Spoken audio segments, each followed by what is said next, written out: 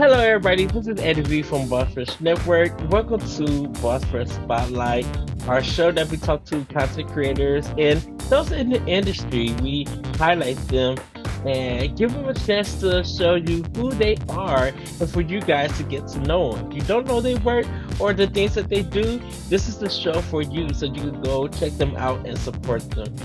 And this one, you guys, I am literally blown away. So I got to give you guys some background history for this. At this year's PAX West 2025, me and Cordy, we went to where they play the card games and stuff, but they was also streaming, and Cordy was streaming with some of these products, Antlion Audio, and we went into the vet on Saturday. I think Saturday or Sunday, and uh, they brought out this my guest out, and we literally got talking for about 35 minutes. And I know my guest had to run and stuff, but I was amazed at just hearing his history. And when I was just like, oh, you're an icon. You're a legend. You're a veteran. Like I literally was blown away, and I didn't take the tape it or anything because we weren't even planning on like interviewing or talking or anything. But you guys, I just gotta give you a rundown of like games that he worked on. Guns of Icarus, To the Moon, RPG Maker 15 and Ace, Muv Love, which had 1.2 million on Kickstarter, Speedrunners, Avenum, Evaden, Genoforge, World War II Online, Starships Unlimited Volume 3, uh, Gary Gixby's World of War. Because like so much stuff. Chaos Reborn from the creator of the original XCOM. Crazy. And then he also had like Flash Games, Duck Life, Endless War 3, My Sweet 16, uh, Charger Escape. So you guys, the list goes on and on. And when I tell you that this man has been in the game, in the industry for a long time, I'm talking about like even before the Xbox 360, with all the indies and stuff, which he also had a part of and everything. Everybody, he is one of the um how can I say founder or one of like you know because you're part of Antlion Audio. And if you guys have not heard about Antlion Audio, it is a place where like it's a business that they have a passion for quality voice and audio. And their status is, or theme I should say, Headline Audio was founded on the basis of delivering stellar voice communication capabilities to your favorite headphones. It's all about your experience. And you guys, no joke, the quality is, when I talk about top tier, the quality is top tier. These guys do not play, they know the audio game. So if you are a streamer and you want great audio, yeah, you need to look up Antline Audio. Check out some of their specials, their deals, their products. Like, no joke, they are top of the line. Everybody, please welcome V1, the only, and I'm going to say it again, the icon, the legend, the veteran himself, Joseph Lieberman. Hello, good sir. How are you? Hey, how you doing? I don't know about Icon, by the way. I have been in the game industry a long time, though. Yeah, and I worked on a lot of games. That part is true. A little context, I heard Julian Gollop, the XCOM creator, mentioned in there. Um, to be clear, I did not work on XCOM. I worked on Chaos Reborn. So just everybody gonna jump on that. No, that's before my time. I started in 2003. Yeah, 2003. So I've been around for a long time, and yes, I was part of the Xbox 360 launch. My claim to fame, as it were, is, as far as I know, and I've never been corrected on this, I founded the first independent game PR company. So I've done the marketing and public relations behind a lot of indie game studios. Before indie games were even called indie games, when I started, they were still Hmm. called shareware. So, and Yes. that indie games took off right about 2004, 2005. That sort of rolled over from shareware to indie, which is great. That was a great rebrand that of the collective subconscious of game developers. Um, and yeah, I've had a wonderful career. I stopped working there in 2016. I closed down shop and I joined Antlion Audio. And yeah, what we do, we're most known for the mod mic, a microphone. You're hearing it here. Hopefully, it sounds good. That can attach to any pair of headphones, so you're not stuck with gaming headsets. You can buy some nice audiophile headphones, attach our mic, and enjoy the best of both worlds. And that's where I came from. But I'm happy to talk about the old days, the new days, the days of the in between. I was part of a strange IPO roll up in 2009 where we were purchased by my client was purchased by Demand Media, and my Mhm. contract was purchased along with that sale. And yeah, we did a 1.3 billion dollar IPO, Wow. and I had to live in Santa Monica for like a month, and it was awful. Sorry for Oh all of those no. people in Santa Monica that love where they live, but I don't love Santa Monica. That's what I learned living there. Yeah. Was it hot or was it just too expensive or like Every like day food? I would leave my hotel, I would walk a block and a half. It was, like, right on the beachfront. It was a really nice hotel, Uh, like, I was treated very well by Demand Media, and they had an office on 3rd Street Promenade at the time, like Santa Monica Boulevard and 3rd Street Promenade, just like this, the song. Uh, and in that, like, block and a half walk, I kid you not, every single day I would witness a bum fight, either on my way to work or on my way to the hotel. Every day for an entire month. And it was different bums every time too. It was amazing. That I I've started wow. this I've started this whole conversation off on a very strange foot. Oh no, no. This is stuff that we do at Boss Rush. We like we sometimes say like side tangent and then we just go into a story or something or for our opinion. And that creates like a discussion or a topic stuff. That's amazing. Everybody might be like, wait, what happened? I can't explain it. I mean, I don't know if I'm just lucky slash unlucky, Uh, or if other people in Santa Monica want to chime in, if this is just how life is there, like just bums fighting all the time. I don't know. This was also 2009. Maybe things have changed. yes. Well, before we get further on into the discussion, can you tell everybody how did you get into gaming, and then how did you get into the industry? Like, did you start gaming like on Atari or NES? Like, what was your gaming history like back in the day? Oh man, game history is my forte. I'd like to say where I began gaming was before video games. On Like, I've always loved games as a little kid. I used to play Monopoly against myself because nobody in the house, for good reason, would ever want to play with me, right? As like a little kid, like age 4 through 6, 7, somewhere in there. Any game. I would play any game I could find all the time. Hmm. And when I turned 6, my grandfather, Jack, rest in peace, he went behind my mother's back and purchased an NES and gave it to me for Hanukkah, Wow. and infuriated my mother. However, it was a big turning point in my life. Now I didn't have to bother other people to play games.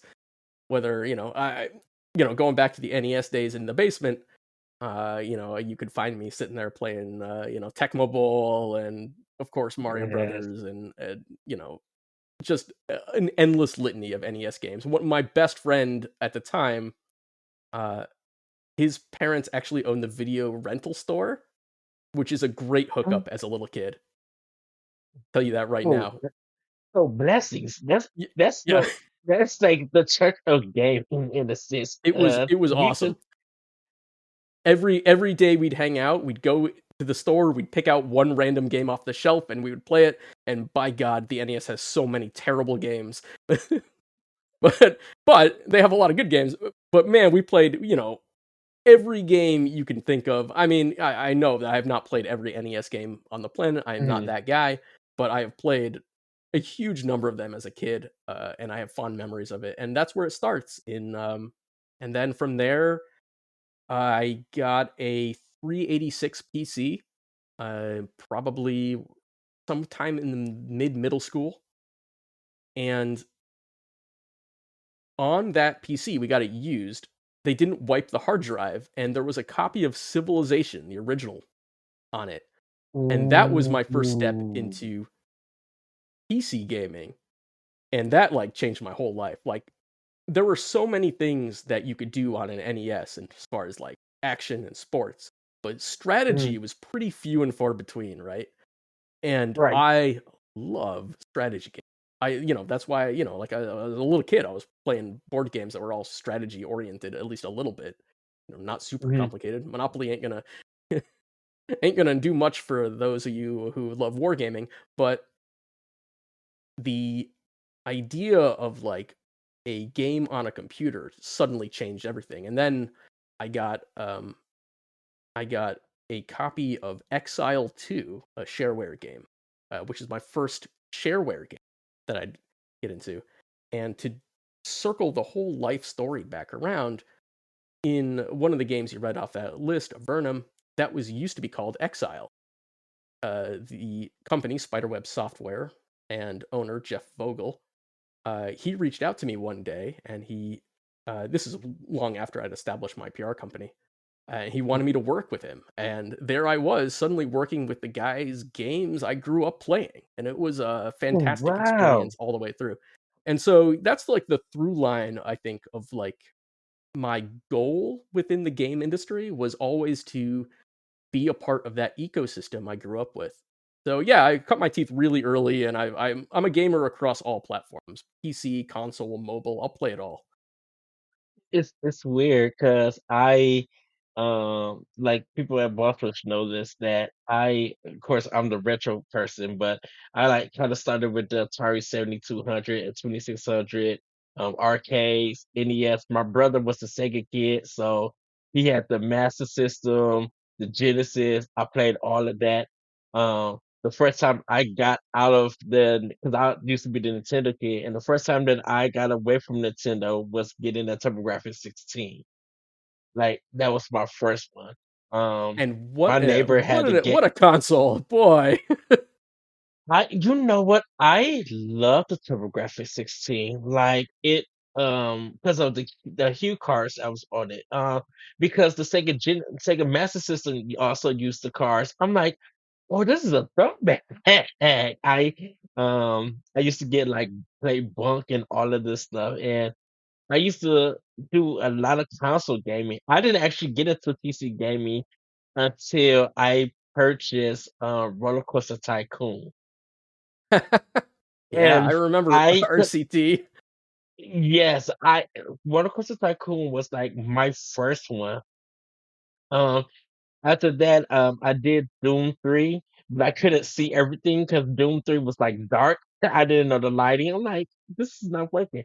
Um, I beat Grand Theft Auto 3 on PC before console. And then I didn't get into I knew about Steam and I knew about Valve, but I played Half-Life on on Xbox, and I didn't get into like that world like way later on, so like the mid 2000s and stuff.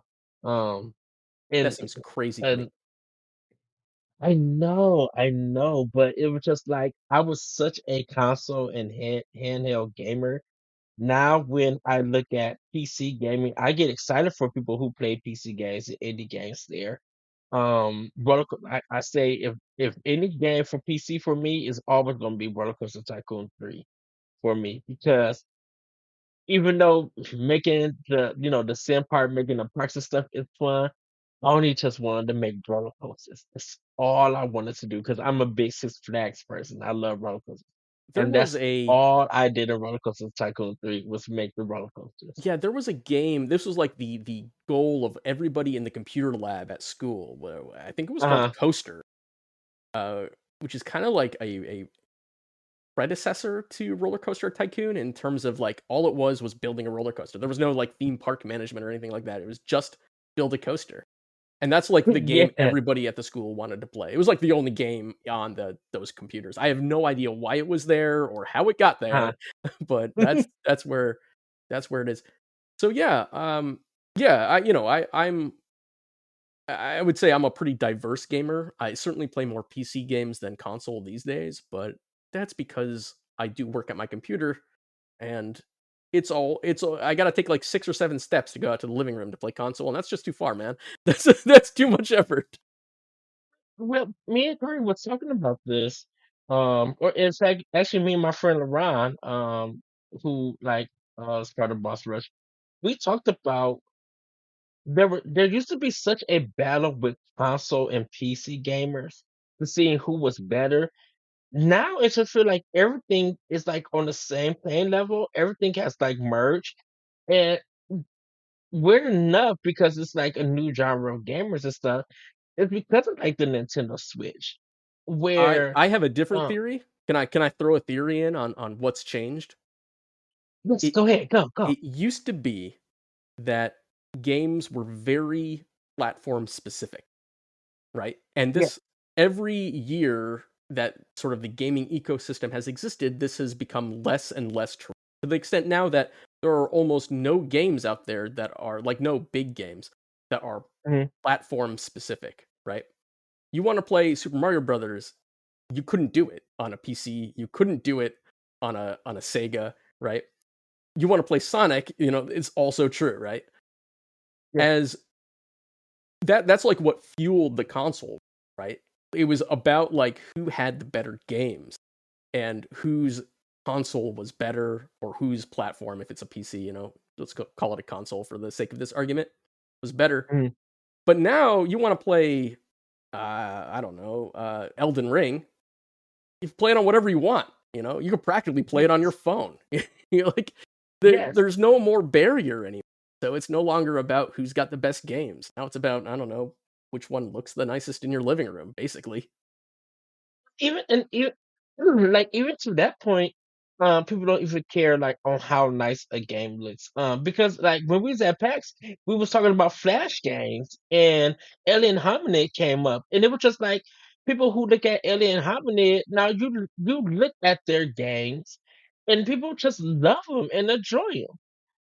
And stuff like that. Like people even who want to imitate the 8-bit or 16-bit of games, people just like if the gameplay is good, if the music is great, and I'm having fun with it, yes, I love it. I'm like, um, Hades. I think Hades took what Game of the Year at the Game Awards. I think 1 year and stuff, and it had all of these big AAA games on AAA and first party games on any console and PC. And here's this like early access game that came to the Switch. When it released, and it got Game of the Year. Like people, I think people nowadays it's like we love the access of playing our games anyway and I don't everything. think I don't think visuals are an indication of quality on any Yes. medium. There's more to a game or a manga or any other, Hmm. piece of art than making it look like a photograph, making it look like reality, or even making it look beyond reality, right? There's an art style that goes into designing a good game. Alien Hominid had it in spades. There was a very clear visual style, and that's what's really important when it comes to like making a good game, making a game stand out. It's all about visual clarity and a consistent style throughout. And you can make, I don't know, cardboard look good. And there are games that have done it. Yeah, I think that's why now gaming is just everywhere.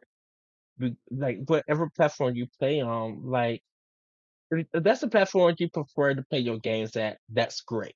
You know, There's people who are still trying to make the console PC war happen and stuff. And a lot of people now are just like, we don't care about any of that. You know, if the game is available at where we want to pay it at, that's cool. Take my money. No, I call them coins and everything. Call them Yoshi coins and stuff. I'm like, take these coins so I can play the game and everything. You know, like it, I think that's what I think I love about gaming now, and I think that's why um with gaming and music and sound is also important. Like Alan Wake 2 and stuff. You hear the sounds and everything, and it's creepy and everything, and it's just like this is some good sound mixing Oh and yeah. everything. Props out to all the Foley workers out there making all the sound effects happen.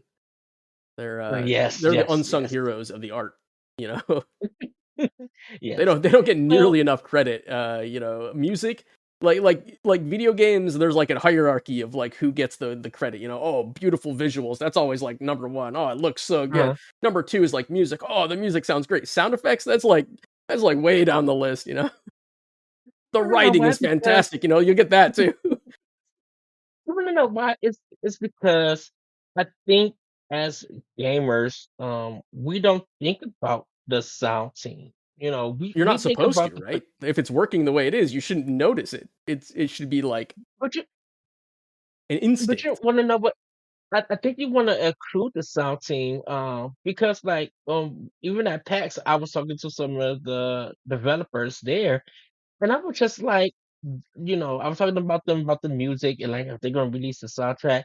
But then I started to realize, be like, oh no, this sound mixing is good because it's creepy, it's crystal clear, and you have to have a team that works on this, that listens to this, that's adjusting the audio and the volume and stuff. I'm like, we need to also give them props. Like like you said, we could talk about the art, we could talk about the graphics, we could talk about the music, the direction, and all of this. I'm like, but the sound effects and the teams that work on it, they are they are like literally 60% of the stuff that we're going to hear in the game. When we're walking a character, when we choose something in the menu or something, that's all the sound effects and stuff from the sound team. And I guess making them more visible, I would love to see that, I guess, in the future.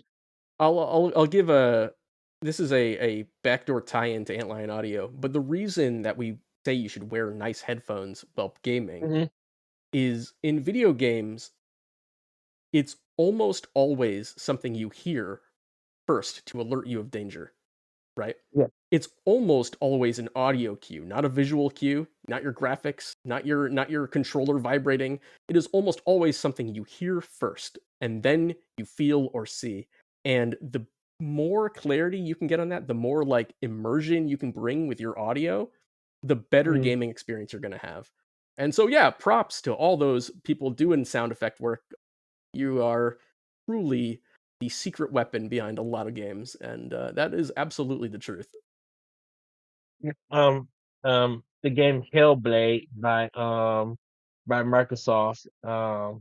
It's just like playing that game, but then hearing the voices in their head and stuff. It's just like, ooh, this is good, but this is creepy also. But it really puts you in the mind someone suffering with schizophrenia.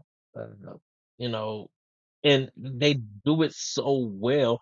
And I'm just like, okay, yeah, it took this long to do it, but like this is crazy on how great it is. Ninja Theory, like Ninja Theory is. I know a lot of people. I was actually shocked when Microsoft brought them. I was just like, Wait, this is a company that not only worked with Sony and Namco, but their next game, which was Hellblade, was supposed to be their first independent game. Oh, but they worked with Capcom because DMC Devil May Cry. Oh, that game will forever be top tier. I don't care what anyone said. That game will always be top tier. But man, listening to Hellblade and just like how they really focus on the sound on that game, and then hearing it through Xbox headphones or whatever headphones, I was just like, oh. they are top tier. I think that's why when we was talking, I'm like, that's why I love Sony so much with their headphones because Sony pays good attention to their sound with their headphones and stuff. And um when I heard everything some things about Antlion audio and just like hearing the quality of it, I was just like, oh, how come I did not know about these guys in the past? I'm just now finding about them. You We're still guys like relatively small, yeah. We're still you might growing. be you might be smart and still growing, but I'm like when I talk about top tier quality, I'm like, oh, they're not playing. They're focusing on sound. And they want to make sure that the quality, the product that you get from them, it not only meets your expectations, but goes above the expectations of sound quality. Because I'm just like, this is so good. Well, Like thank you. fantastic quality of sound. This is an unpaid plug by Bosch Rush Network. Great, yeah, yeah. Yeah, Yeah. my passion for Right. games, it didn't wane, but working in the sort of the treadmill of when you work on a game, let me put it this way, when you work on a individual game, you probably work on that game for a year, year and a half sometimes, something like that. Mm-hmm. When you're working on the marketing of games, I would work on about 5 titles a year, and every single year there are more content creators to contact. There are like the sort of ecosystems that gamers congregated in splintered into, from 10 places to 50 places to 100 places to 10,000 places by the end of it. And it's it became such a challenge to do that as an independent company, like a small PR firm focused on small Mm-hmm. indie game companies. I just really burned out on it, but I was so happy to end up with Antlion because funny story, I found their ad in Craigslist of all places, and they were local to me, and they were making a cool product, and they're like in my other passion, which is audio, right? Like, so being able to jump ship from like the one thing I love, video games, to the other thing I love, audio, and like audio and music, Yeah. it was just serendipity. And I've been with them. It'll be 10 years in March, so I don't move around very often. But I don't know where I was going with that story. I've lost the full thread of it, but yeah, I think it was tying in this idea of like, what is Antlion like, and how did I end up talking about audio when my background is in game PR? And that's how, really. I think it's the normal confluence of those two things. Of everybody at the company is a gamer. We our primary audience are gamers. We make a Mm-hmm. product that's great for gaming. Like, Well, do you think that for anyone who grew up playing the Game Boy or the PSP, the handheld systems, like do you think that also kind of plays in the world of sound? Because like of course you're playing the handheld games and you playing the single way, but there's a difference when you put your headphones in and you listen to what the program sound is in that handheld game. Like, do you think that is something? Well, now because we now got Bluetooth headphones that you could do now with handheld systems like Switch and Steam Deck and ROG Ally. Uh, do you think that back in the day with the handheld games, with those sounds, it would lead to what we hear in games now, in a sense? I think there's a lot of lessons that we take out of the olden days, and we Mm, apply them to modern gaming. I think also that something got lost in the chase of fidelity. And I'm just going to use an example to sort of talk about this. When you were really restricted on what you could do with sounds, say on the Game Boy or mhm, on an NES, you had to be really clever with how you blended audio, sound effects, and you had to use those clever ideas to create very iconic noises. Think sound effects, think Mario collecting a coin, right? It's an Yeah. immediate thing you can imagine the sound of, right?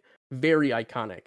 But when you have the full spectrum of audio available to you, that you can create a masterpiece, that sort of limitlessness of audio really makes it more challenging as as a game designer to find the right sound for your game, right?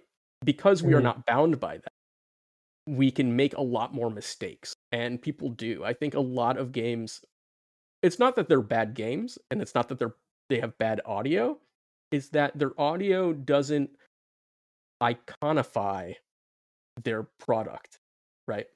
An example, for all you NES fans out there, the music of the moon level of DuckTales, one of the most iconic soundtracks ever composed for the NES, right? Mhm. You could have done that with all the instruments of the Philharmonic Orchestra, but it would be more challenging to do that with a wider range of instruments.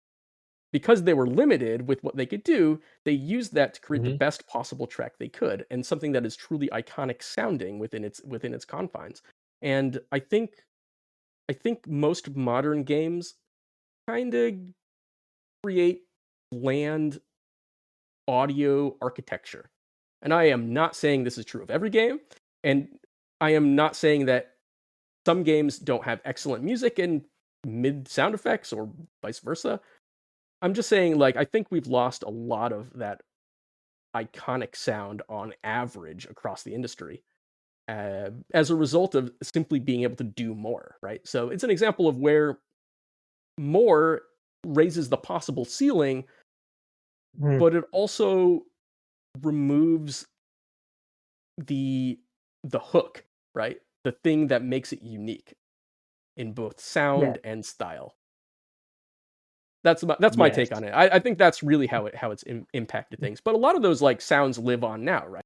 So the coin sound effect in Mario is still the coin sound effect in Mario, right? We could do anything we want, and Yeah. we're still like that's what It we it are. which is, and for some unknown reason, certain gas stations use the ring collection for Sonic the Hedgehog from the Sega Genesis. That is And true. I'm I just have no like, idea how that came about. I I I don't know, but just like I was thinking about, sound between the Super Nintendo and Sega Genesis. And the Super Nintendo they got Sony to make their sound chip. And Sega, they went, I think, was with somebody else, or they did their own. And I was thinking about Streets of Rage and Streets of Rage 2, and I was just like, the house and dirty dumping of Streets of Rage 2, or that whole soundtrack, it wouldn't sound right with the cleanliness of Sony sound chip from the Super Nintendo. It just doesn't work. Yeah. But I'm like, if I'm playing, Turtles in Time or Street Fighter and stuff, I need that. I need that clean sound because this is based off the arcade games. And arcade games, depending on if you can hear everything, had that clean sound within this game and stuff. Y Yeah, I think, in the old days, look, you had such limitations on what you could produce, both the quality of the speakers it was gonna be played through, but also, of course, the quality of the Mhm. chips. And usually, as far as I know, the way most of those games were developed, they were developed on one platform, musically developed on one platform, and then sort of like bodged into whatever ports they were gonna do, right? So if it was designed for the Sega first, the Sega would sound better, right? If it was designed for the Super Nintendo first, the Super Nintendo would sound better. That's how I understand it came together most of the time. Then we got the Sega CD, which changed the quality of sounds because with music and everything, because CD was able to give you a little bit more clarity. um and I that's why when I bring up Snatcher and you hear that 80s slash 90s anime sound on Snatcher, is because this was Kojima and them in Japan, and they had to match that futuristic style, and it could only be done on CD, you know, uh, for that style of game and for the music that that was played in it and stuff.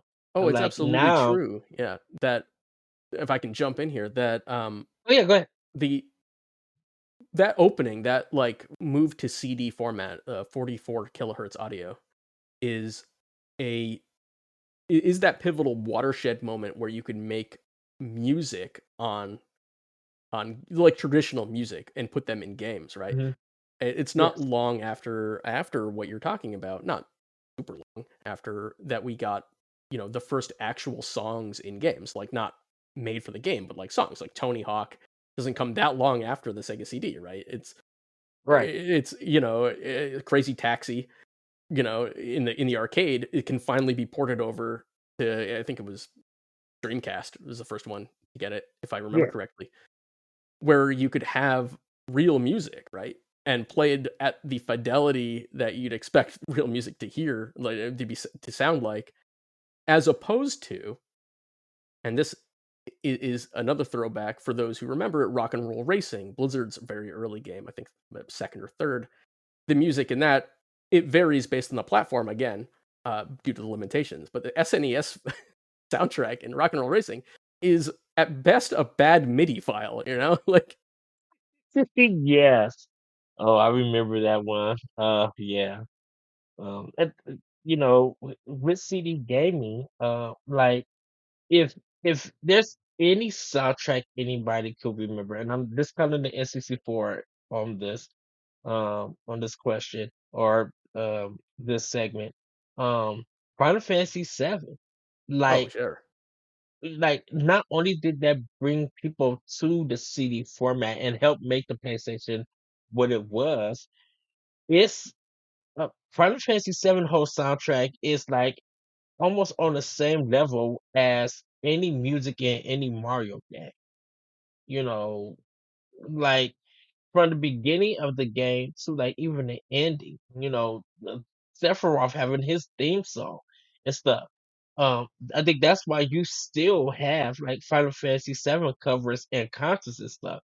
That when you hear it and stuff, you'll be like, "Oh wow!" The choir saying Sephiroth. Um, It is. like even, oh, go ahead. No, I was gonna say it is an example of where more is better, right? So I'm not when I was talking originally, what I was talking about is that the confines make it more iconic, but being able to do anything, of course, means that ceiling is Final Fantasy VII high, right? Anybody could create a game with a soundtrack that is going to outlast the game itself, right? And that would be really hard to do. There's not very many people who are like, you know what, I want to listen to NES chip tunes for the next 6 hours, like no nobody's going to the opera for that, So you can create Right. a true masterpiece now, right? It's just, I think, in a way harder to do than it used to be. Right? The talent level you need to bring to create a masterwork piece of audio for a modern game on a modern system running CD level sound is It's essentially the funny. I same as writing a hit album, you know, for a record label. Yes. I I last week I went to go see one battle after another. Um and there's one portion of the movie, I think it's about almost like 25, 30 minutes like of the movie.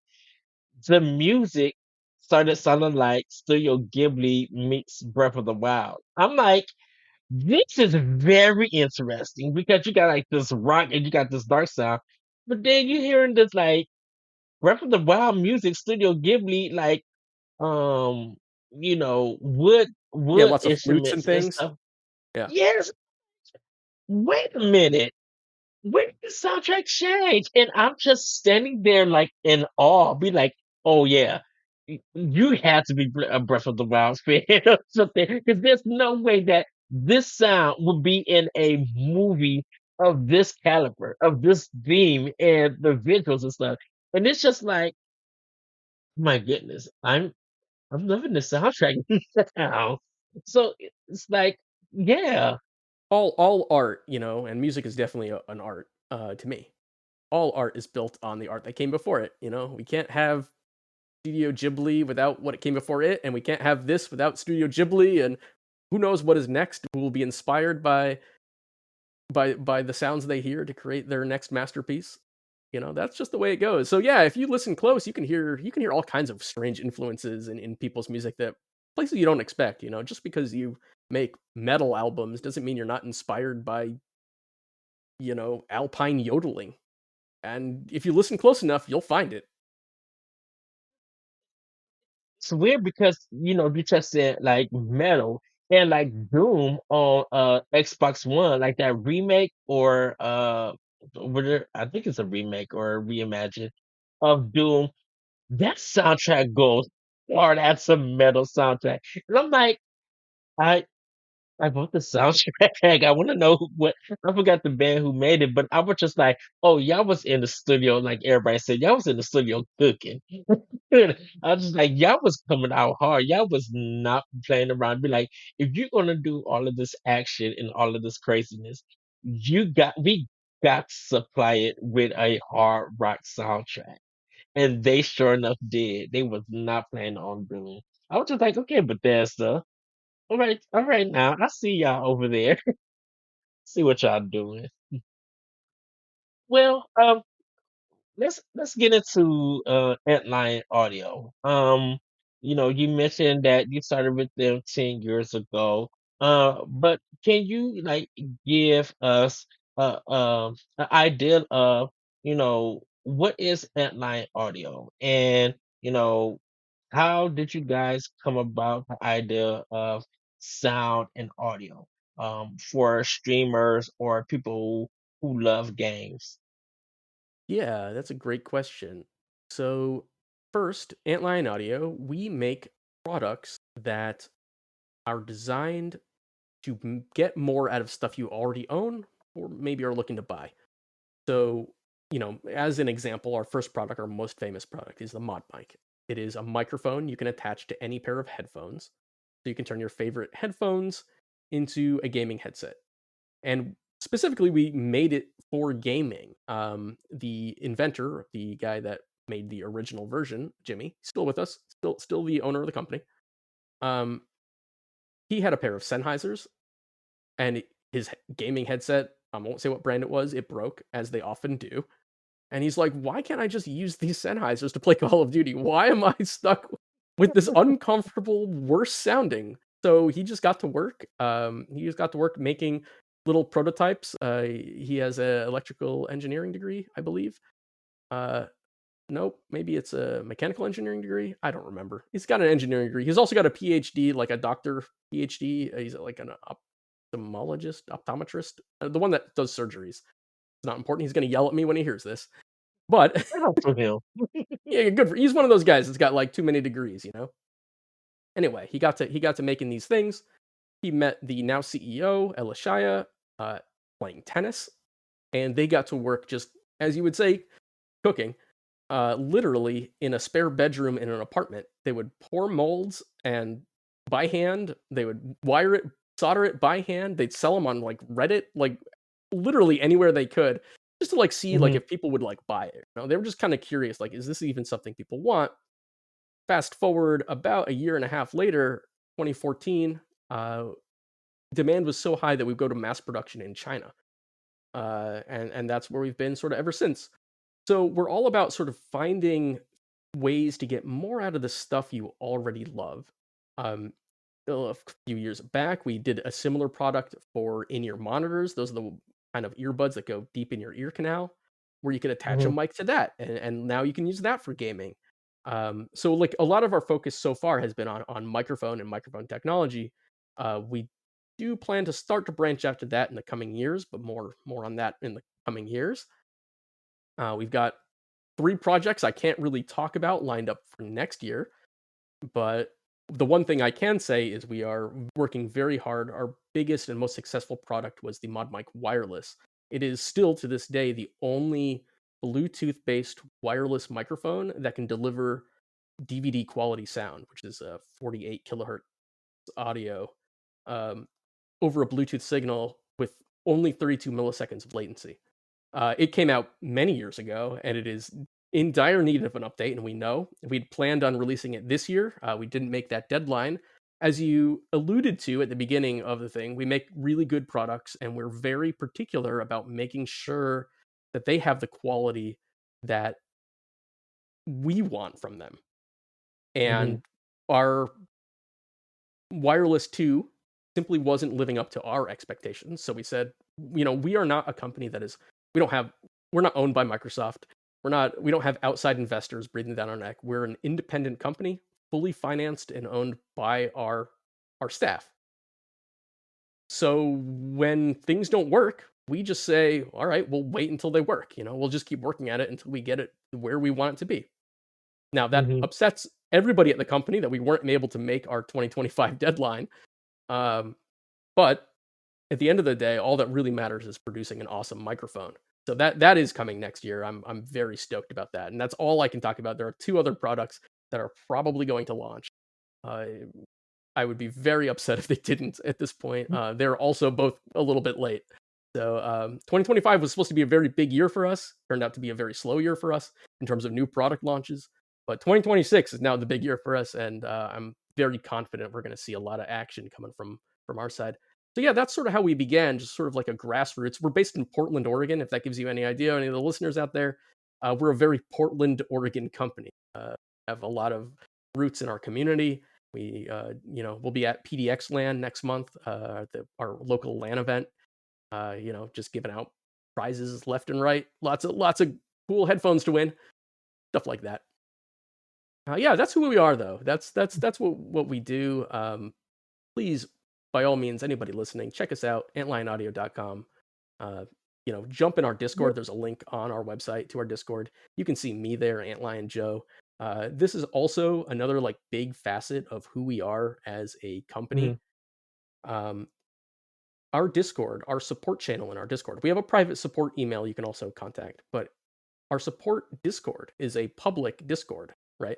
So anybody can go in there, and if they have a problem, raise it and get it resolved. And you can see exactly how every single customer is treated, right? You can always know, is somebody else getting treated differently? Are these guys jerks? Are they, difficult to work with? By all means, please come in our support channel, come into our general channel, hang out, chat about games, chat about audio, whatever it is. It's an ultra friendly community. And yeah, what other company, electronics company or otherwise, can you think of where you can just join the Discord and talk to the director of marketing any day you want to? Well, I'm there. Come hang out. I know. Like we were talking earlier, I was just like, I feel like 2026 is going to be a big year for you guys, and the reason why I say that is because just being at PAX West and getting your name out there and meeting content creators, different gamers, different streamers and everything, and when people don't know you, but then they start hearing about your product and start learning about you, the support start happening and everything. That's kind of how what happened to us at Boss Rush. We were different names in the past, and when we went to PAX East in 2024 in Boston, and there were people who knew about us. We didn't know that people knew about Boss Rush. It's just over the year, over this time, through our podcasting, through our writings, and all of the work that we all put in as a community, we became a big name. So we were able to talk to developers and other content creators and um, people who were trying to get into podcasts, we kind of helped them get into podcasts and stuff. And so I think like with people hearing about you, hearing about Antlion Audio and what, if there's products that people are looking for, we definitely would direct them, oh, check them out. They got great quality. Cordy introduced me to you guys. And, because talking to you guys and hearing the products and everything, I'm like, oh, they are just a whole nother level. And I know there's other audios stuff that people use for their streams and stuff, but I'm like, I was so surprised that just this one little mic that you just click on produced this much quality. And yeah, and people gotta wait. Look, we wait 7 years for a new Legend of Zelda game for Nintendo. Mm, we know the waiting game because we know that when there is love, passion, and getting it just right and done right, so when it comes out and it's ready, and yeah, it might still have some hiccups up and down, but there's always a way to fix that. You guys would like, no, they took the time to make sure that when you gave them your coin, when you purchased their product, when you got their product, it was gonna work out the gate. That it was gonna blow your mind. And all you can do review or talk about it, but I know you're gonna be using this product for years to come. I'll tell And you when they're right now, iteration, the thing yes. I miss most about working in video games and video game and software in general, Hmm. you could release a product with some problems with software and fix it. And, generally that's okay. You release a hardware product with problems, oh man, it's a nightmare. Hey, we had to go through the Xbox 360 when it first came out. So That's yeah, I wasn't involved in those problems. I only worked on the some of the indie games on the Live Arcade launch. uh, we kind of joke about the Xbox 360. We were just like, that system didn't become what it is until You're like talking the about like the Xbox the One red came out. ring of death problem and yeah, no comment. Uh, well, Joseph, thank you so much for this. Where can people find you? Um, and where can they find Antlion Audio? Antlionaudio.com or and head over to our Discord. That's where I recommend finding me personally. Find me. Say hello. I'm like maybe the nicest guy on Discord. At least top 10. Ah, yes, and check out can you tell them again what event you're going to be at if you're in the area? Yeah, if you're in the Portland area, we're going to be at PDX Land next in November, end of the month, or sort of end of the month. And after that, our schedule's pretty open, but I am hoping that we're going to be at TwitchCon coming in the coming year, as well as at least one of the Can Jam events, which is a big audiophile event. So hopefully those two at least, as well as, of course, PAX West again. Those are sort of our local shows. And yeah, as you mentioned, we used to go to a lot more shows before the pandemic, and then the pandemic happened, and now that everything's sort of returned to normal, at least from the convention scene, we're hoping to get out to a lot more shows in the coming years. So I'll be around, older and more tired than ever, but there.